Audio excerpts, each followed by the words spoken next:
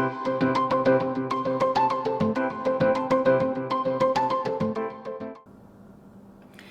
and welcome to the Orchid Hut.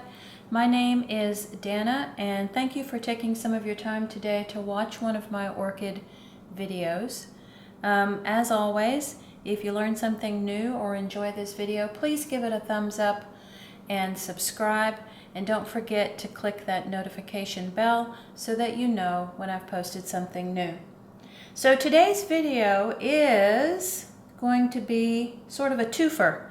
It's a double repotting of two orchids, and the first one that I'm going to do is the smaller one, and I'm going to put the smaller orchid in this decorative clay hanger. Originally I had thought I might like to have the larger orchid here, but I really, now that I have both side by side, I just don't think that's going to fit. So I have a smaller orchid in the decorative pot, and then this larger orchid is going to go in another plastic pot. So what I will do is, when I process this video, I will mark the time when the second potting starts so that you can skip to that part if you would just rather watch the second repotting. And of course, if you want to watch both, that's great because we're going to get started. All right, so let's look at the names on these. The small one, which is the one I'll be starting with, is an orchid from Brookside. I've probably had this in my collection now for maybe 3 months or so, maybe a bit longer. The media on top wasn't too bad, but I did follow my cardinal rule of not, feeling like I had to hurry up and repot it. Now that some new root growth is happening, it might be a great time to go ahead and take care of this. And this one is Brassavola nodosa. Okay, so that'll be the first one that I'm doing. And then the second repotting, which will just be into another plastic pot. And this one also has new growth happening. So it has both new roots and new growth. And this one is a little bit different. It's Brassolaelia Yellow Bird.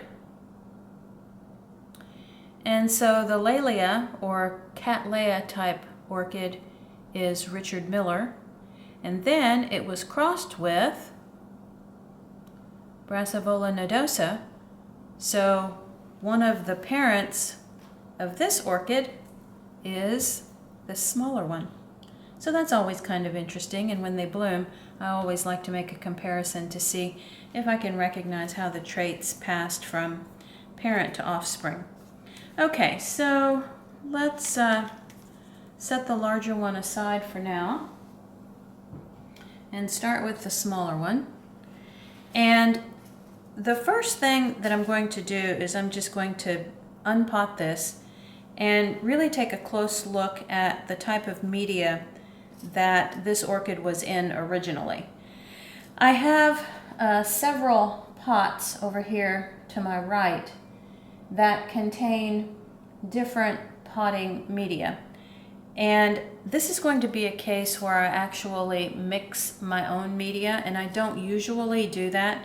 I usually just use a pre-made mix and don't alter it. But in this case, I'm going to mix it myself because I'm noticing that this orchid and the other one in particular might have been potted in a drier media than what I'm used to using. So after I inspect what these orchids have been in, I can make a better decision about how to mix my own sort of ingredients here for the potting media, because I don't want to do anything that's going to be a drastic type of change. Okay, so always save the tag. We'll put that aside. And let's see what's in this pot. There are some new roots and new growth here, so I'm going to be as gentle as possible.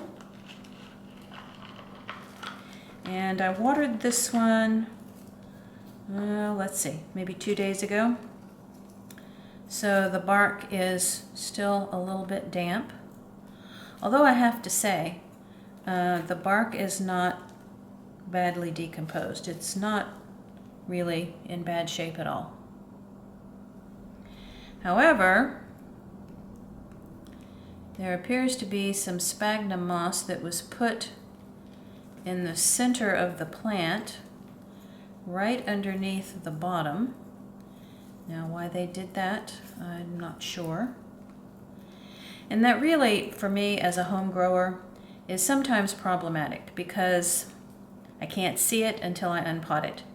And I'm trying to take care of it for 2 or 3 months, thinking that it has been potted in all bark, only to discover that up under the center of the plant is a big glob of sphagnum moss. So that sphagnum moss has been keeping the underside of this orchid much more wet than I realized. So that's just one of those things. The only thing I can say is that typically, not always, but typically drier is better. So even if you're letting the bark go a bit drier, you know, in a case like this, it was probably working to the orchid's advantage because that sphagnum moss was keeping it wetter than I realized. Okay. It doesn't look like, well, maybe that's not true. Some of the roots where that sphagnum moss was are the dead roots. So my theory here is that there is some root loss because of that clump of sphagnum right at the center bottom of the plant.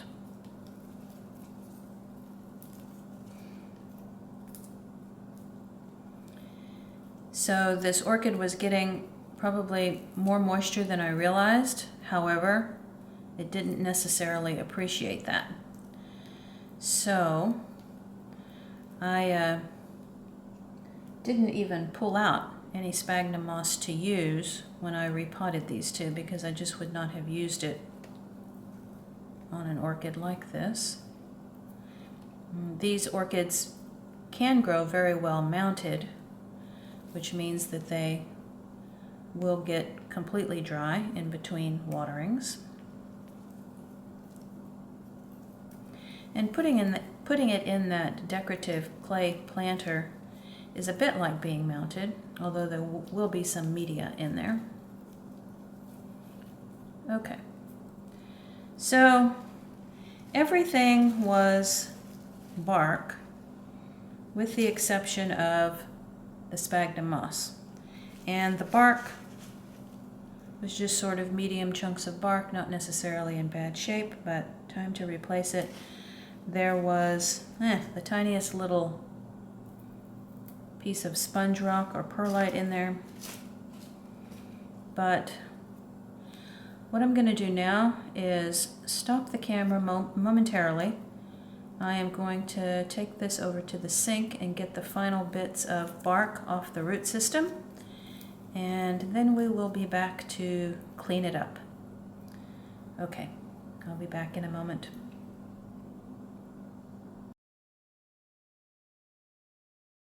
Okay, so back from the sink, and what we're going to do next is have a look at the root system and trim off anything that is no longer alive. Now, when I look at the top of the plant, there really is no cleanup to do here.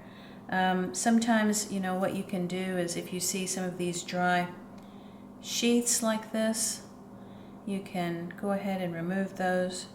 It's just a spot where moisture can collect, or insects, or a place where some sort of infection can start. So if you see those dry places, you can go ahead and remove that.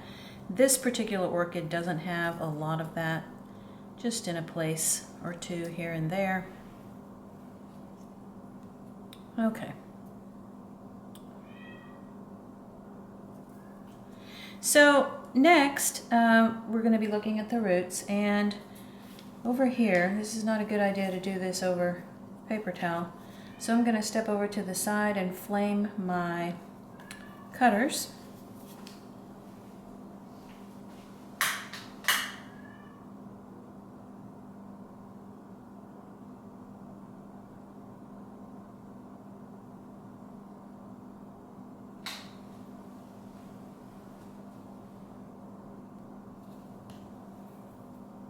Let them cool just a little bit. All right, and on this root system, any place where you see where there used to be a root and now there's only a thread left, that is a dead root and needs to be trimmed away at this point. If you feel farther up the root, where some of the root tissue is actually still there, it is soft and mushy, so I want to get that out. So anything that looks like this can be cut away.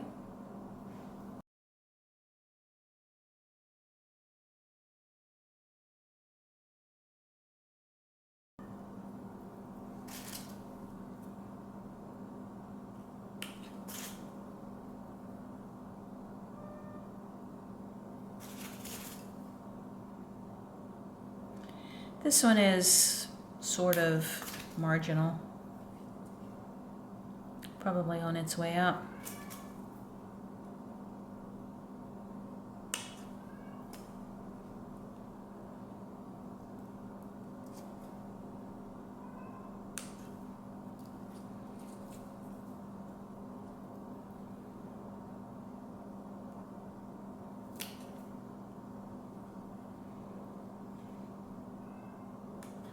Most of the dead roots are around that area where the moss was, unfortunately.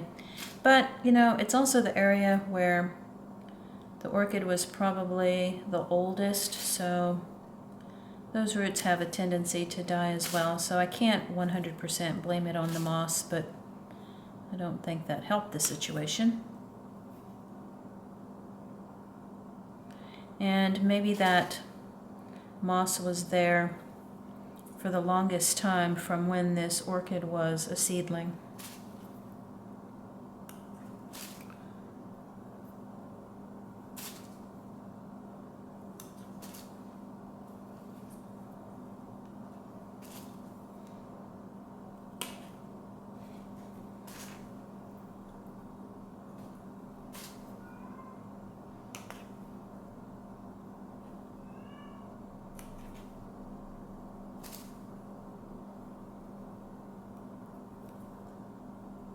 Okay, so on the bottom of this plant, you can see some new root growth right here. There is some new root growth underneath here. And it's directly underneath the new leaf growth.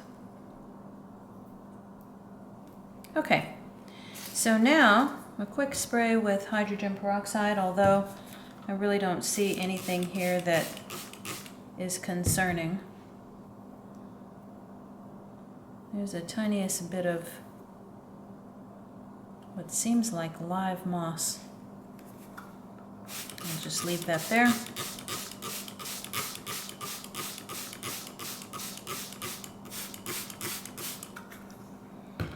And while this dries for just a moment, I'm going to put it over to the side and we will have a look at what I'm thinking about to prep this decorative clay container. Okay, so this is meant at some point to be hung from this wire, and it would be growing more like a mounted orchid. And that's the direction that I want to go with this, but until the orchid can secure itself to this clay planter, it works just as well to have it sit flat like this, and then the orchid can attach its roots, and at some point in the future, once the orchid is secure, I should be able to hang it. Now this is great because, you know, it has drainage holes on the bottom. That's perfect. I can leave it like this and don't have to worry about water collecting in the bottom. And it has good, you know, aeration even on the top of the clay. And of course the clay itself is porous, so all should be good here. But the cavity of this planter is rather large, and I don't really need to fill all of that up with media.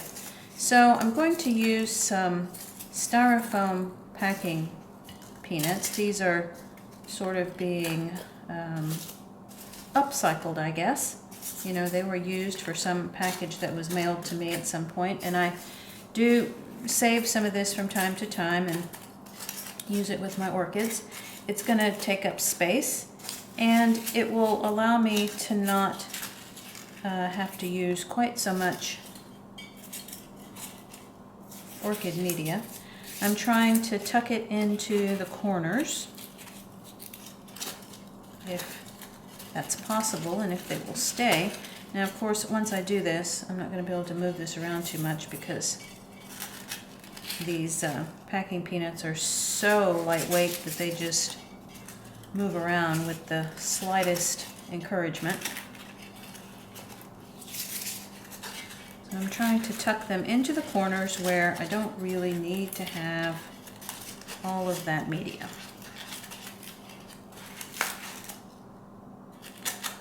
Okay, and making sure the drainage hole in the bottom is not blocked. Okay, now the next step is to mix what I'm going to pot this in. So let me gently move this over. And what I chose to start with as a base is some of the Cattleya orchid potting mix that I get from Repot Me. So it's larger pieces of bark, similar to what that orchid was originally planted in, but it has some pieces of sponge rock, it has some leca, it has some rock in it, and along with that I'm going to mix some medium charcoal, and if the pieces are larger, I think I will either put them back or break them, because I really want the smaller pieces here. Okay, and then I'm going to take some of this perlite and mix that in.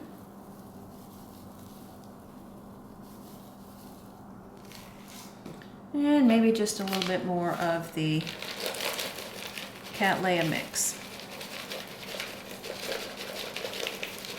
Now, if I have too much mixed in here, it's likely that I'll be able to use it on the second orchid. Okay, so let me kind of stir this up a little bit and have a look at how it looks. It is similar to what the orchid was potted in, maybe a bit drier because it doesn't have the sphagnum moss in it. So now this mix is more aligned with how I would intend to water this orchid. Okay, so let's go ahead and put a little bit in the bottom. The hazard here is that I will put too much and then the roots won't fit. So I might have to put a little bit and try. We have to take some packing peanuts out.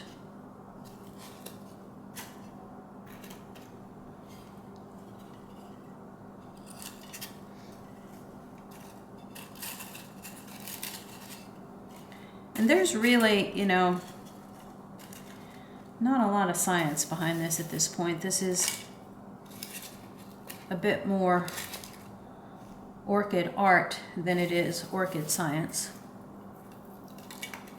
I'm kind of just doing what seems right to me at this point. Okay, let's try how the root system fits.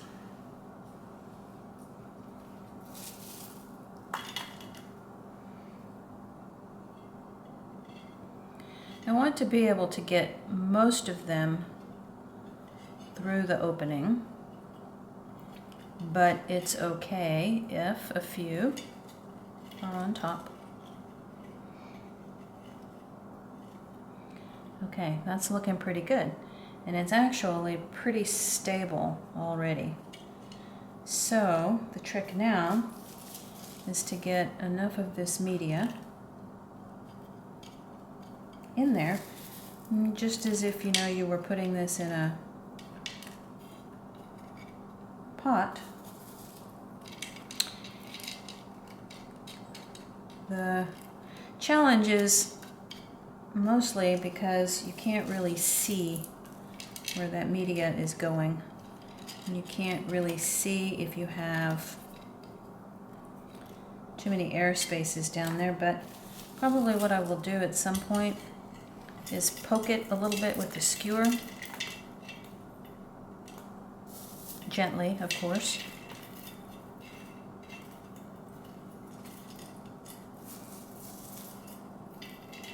And if the media over the next few weeks seems like it has noticeably settled, then I can always add more.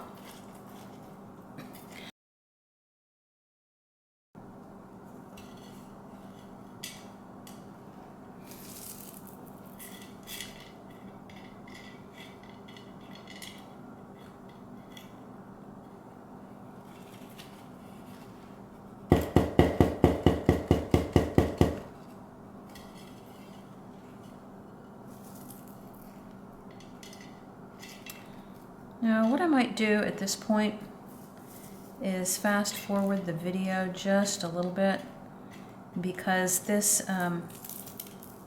is sort of delicate, tedious work, and all I'm really doing is making sure that the little pieces of bark are worked down inside. Okay, here comes the fast forward.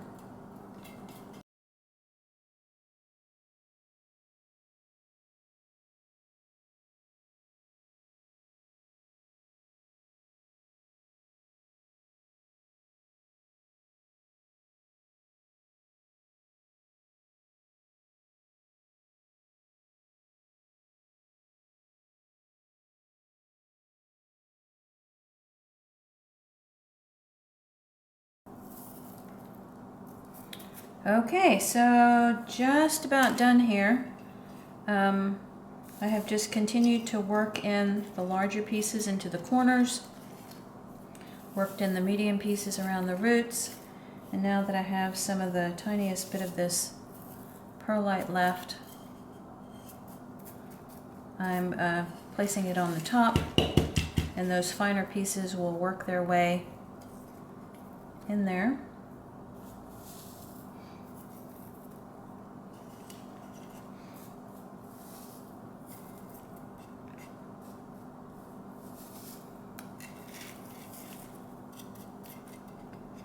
And this orchid is going to need a little bit of time to stabilize itself in here as those new roots grow and attach.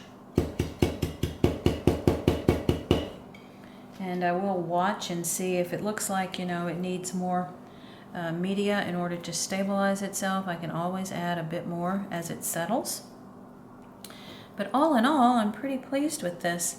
I think probably the best thing to do will be to drill a hole in the tag and then loop it onto the hanging wire so that it doesn't get lost. There's really not a great way to stick this in there. Maybe this is not too bad. Yeah, that's kind of a good temporary solution until I can drill a hole in it. But all in all, very pleased with how this one turned out.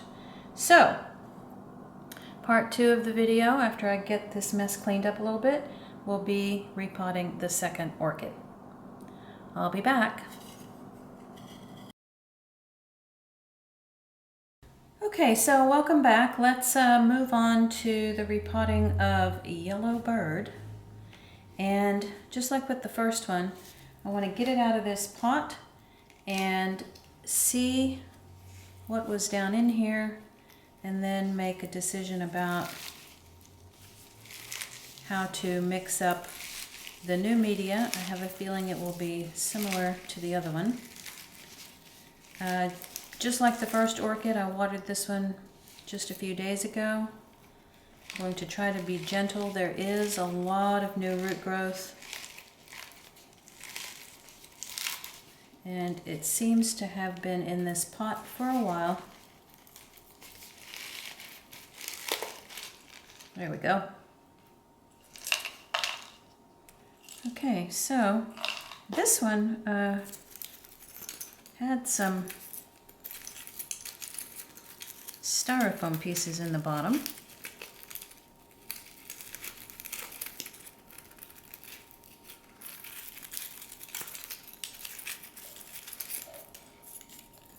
In a few places, the roots have attached to it.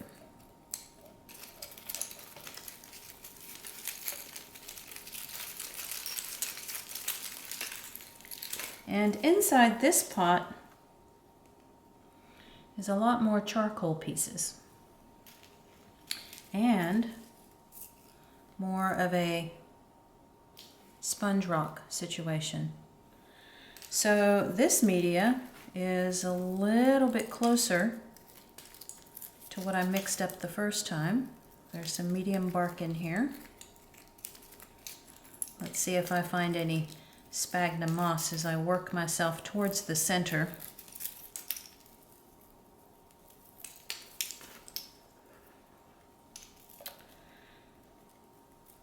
In between the two orchids, as I was pausing the video and cleaning up from one to the next, I had to go put my slippers on. I was in a pair of socks and the tile floor was just getting colder and colder. I bought a new pair of Bombas slippers. Love them, just love them.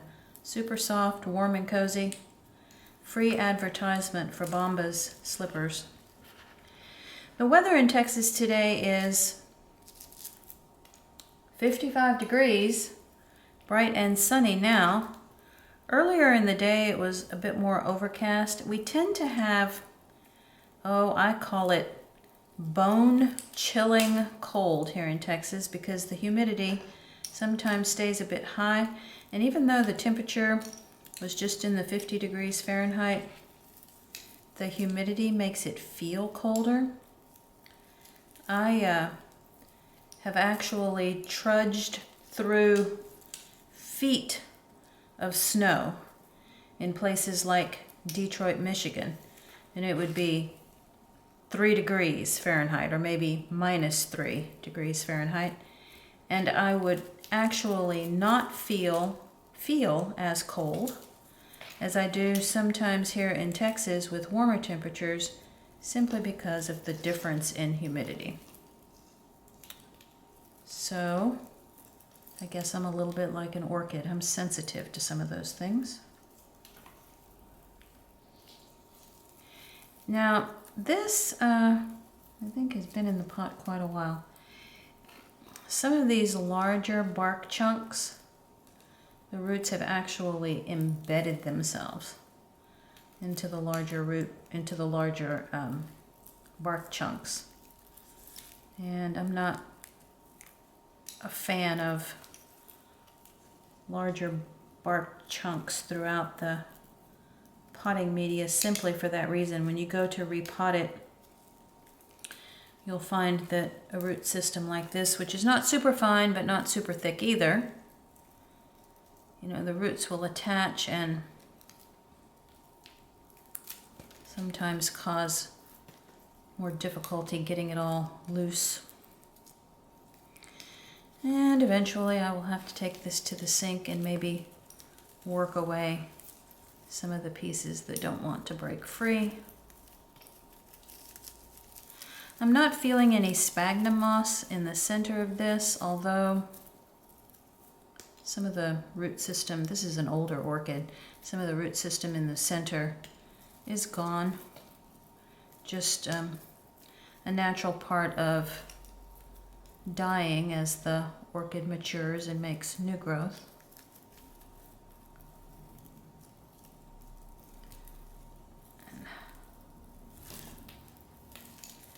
There are a lot of larger pieces of media still stuck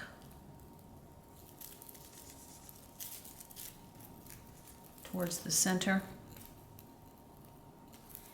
It is actually a good thing that this root system was wet from a few days ago. It has left the roots a little bit more flexible, and that's good because as I'm trying to work this out, they have a little bit of flexibility that they might not have if they were completely dry.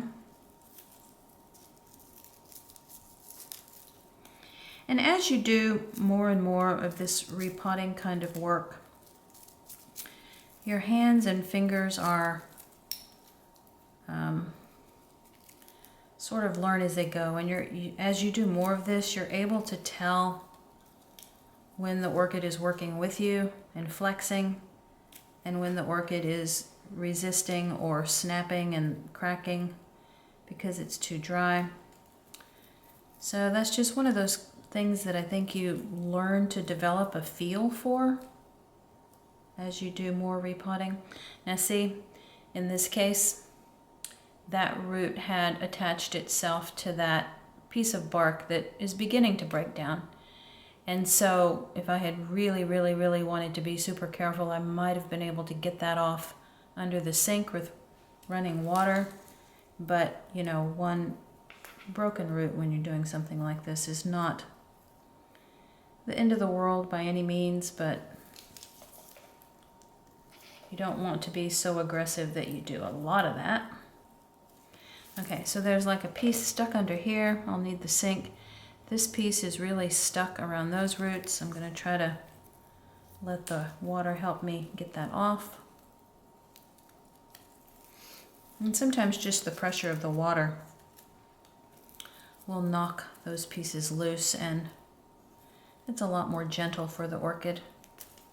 But that piece I was able to get out. And the reason is because this was charcoal, and roots typically don't attach themselves to the charcoal pieces. I'm guessing because they are not as water retentive as the bark. That's just my theory. Okay, so I think time to take this to the sink and finish cleaning up the roots, but look at all of those new roots. I'll be back.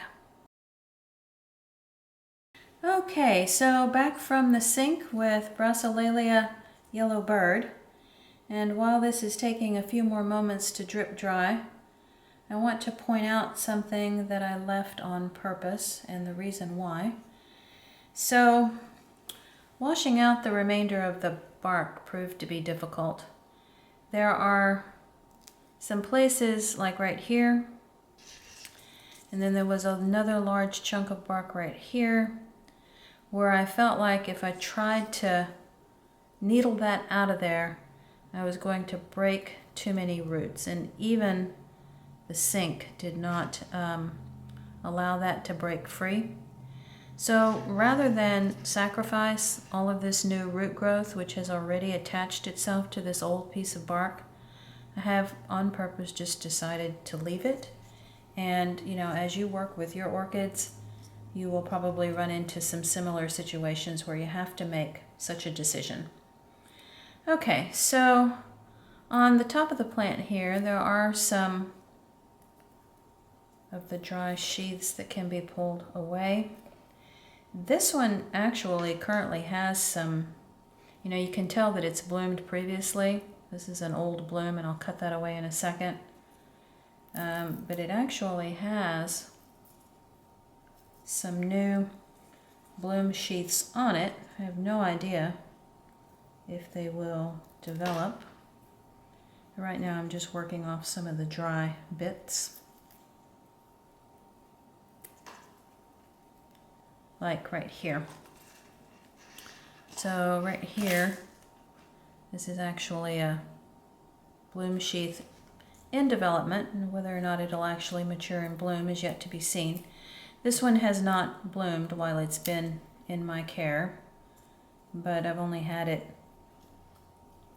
3 or 4 months at best, and it has been adapting. It did spend the last part of the summer and the beginning of the fall outside. And now it has been indoors, of course, under the grow lights. These type of orchids require, you know, if you want to try to compare it to another orchid, they require care that's similar to a Cattleya. So they like higher light. And one of the ways you can tell if you're getting that right is if you see little red or purplish or pinkish anthocyanin pigment spots on the leaves. This one does not have that under the grow lights. So I have been reading about how what you should do is very slowly move the orchid to higher and higher light until you see those red purplish spots, and then you know you have the light correct. Of course, you don't want to push that so far that your plant gets sunburned. Okay, so let me move away from the flammables. Since I am working with a new plant, I need to reflame my cutters.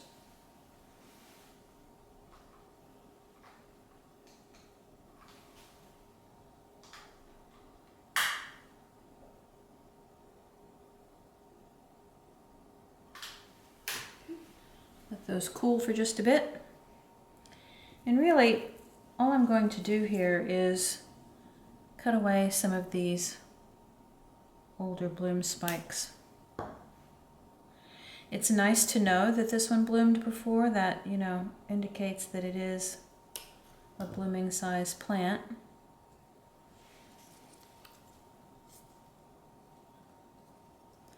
There's some new growth from the center. It looks like this one grows in multiple directions, and there's of course new roots everywhere. Okay, let's check pot size. So I got out 3 pots. This one still has some bark in it. And what we need to do is decide where this is best going to fit. Now, I never like to overpot orchids. You know, these like to be a bit tighter. They don't want to be swimming in the pot. So this one is a little bit big. And of course, you know, one of the things you can do is you can compare the pot that it came out of. And in this case, it might be sizing up a little too much. So let's put this larger one aside and try this. And that's actually, you know, not bad. I would rather smaller than too large. Let's try this one.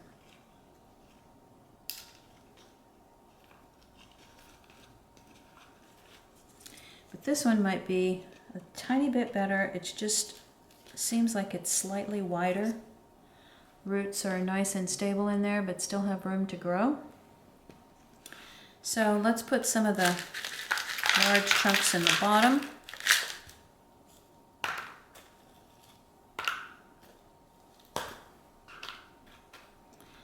And then we're going to be mixing again the Cattleya type bark. Let's get some of that. And some of the charcoal.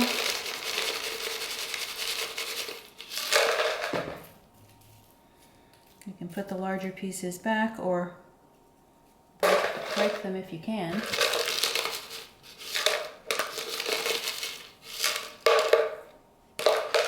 Okay, and then just a little bit of the perlite.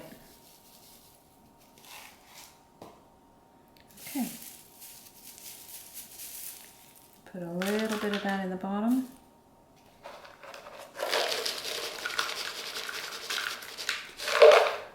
All right, let's see. Let's see if we have the right amount.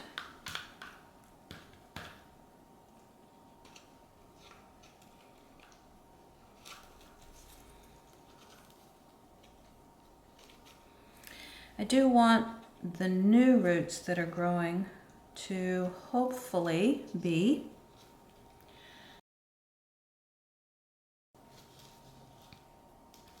close enough to the media so that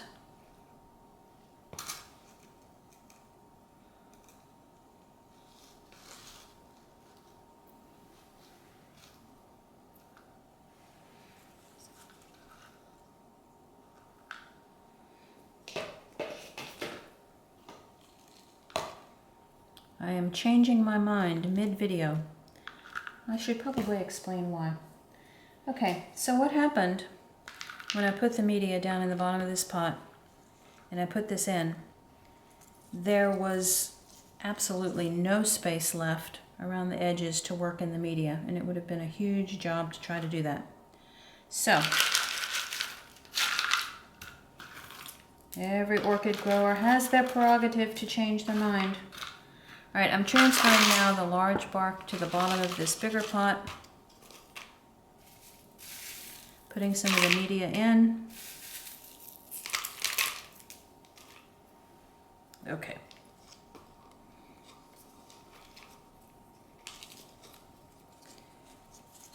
And while this might be, I don't know, just the tiniest bit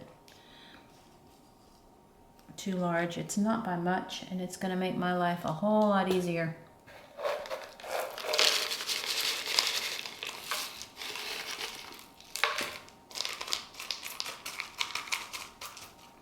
Because now the media can actually fall down the side of the pot.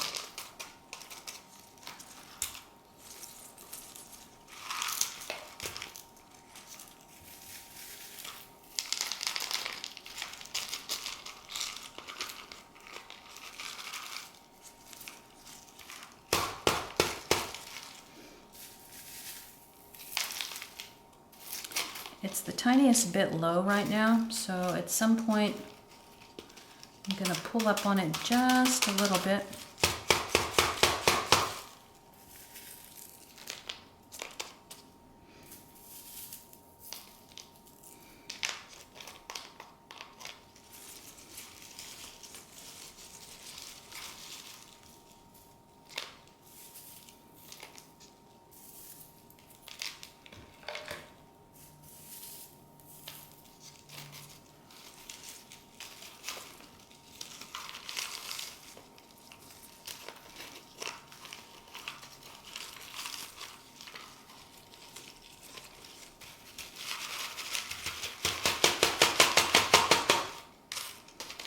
Okay, so now the height is about right. Let's check the sides.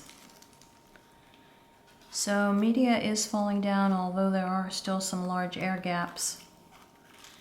And because I did not intend to use this larger pot, I'm going to take a really short break and come back with just a little bit more potting media and a wooden skewer so we can work out those air gaps.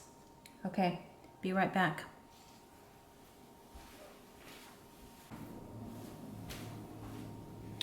Okay, so back with some more Cattleya media mix. I put the little last bit of charcoal in there, adding just a little bit more with the perlite. Okay, now let's take a look at what we have here. Swoop, not stable yet. Okay, so lots of air gaps here. This side is a bit more complete. So where I need to work is over here.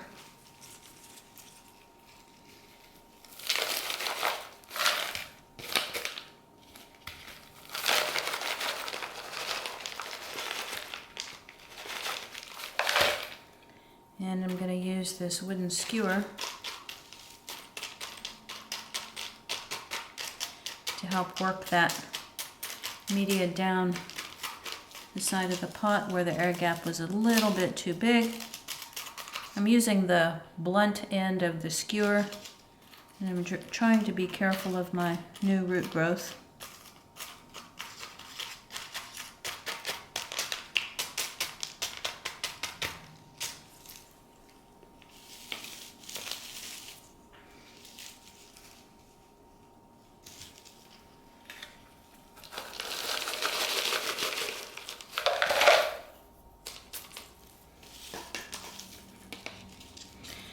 sometimes a little bit difficult for me to turn it so that I can work and turn it so that the camera sees it at the same time.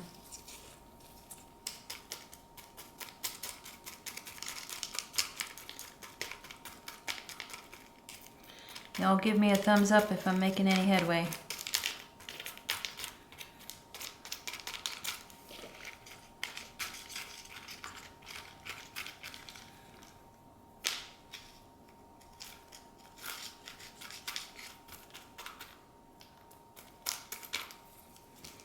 Okay. That's looking a bit better.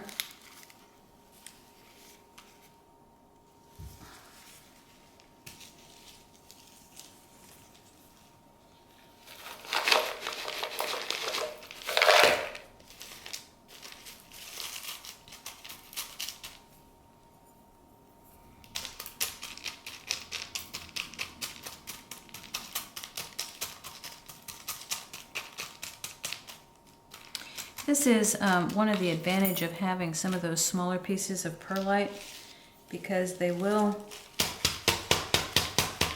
work themselves down and help fill up some of those gaps.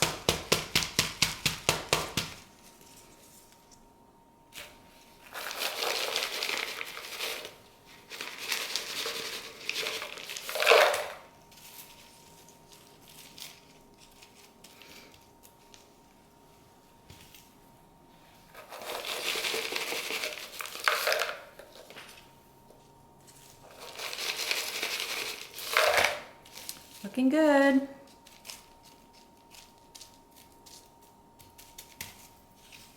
Good tap.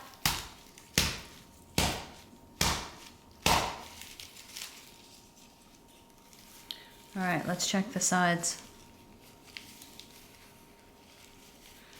Pretty good, pretty good. This is just a lot of new root growth that's up against the edge of the pot.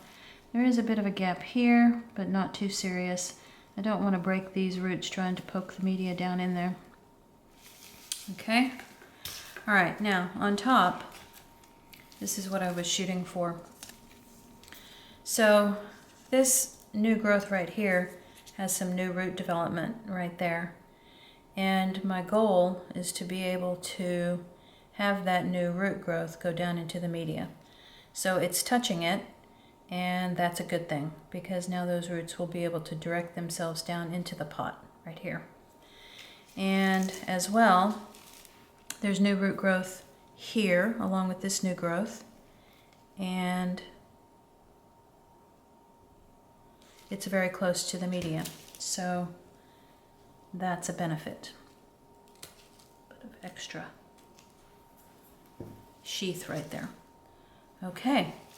So this one is going to get a good watering and put back under the grow lights until it can go back outside in the spring. And I do believe that completes our repotting video for today. Again, if you liked it or learned something new, please give it a thumbs up, and the subscribe button will be coming in the bottom right-hand corner of the screen. Thanks so much for watching, and talk to you next time.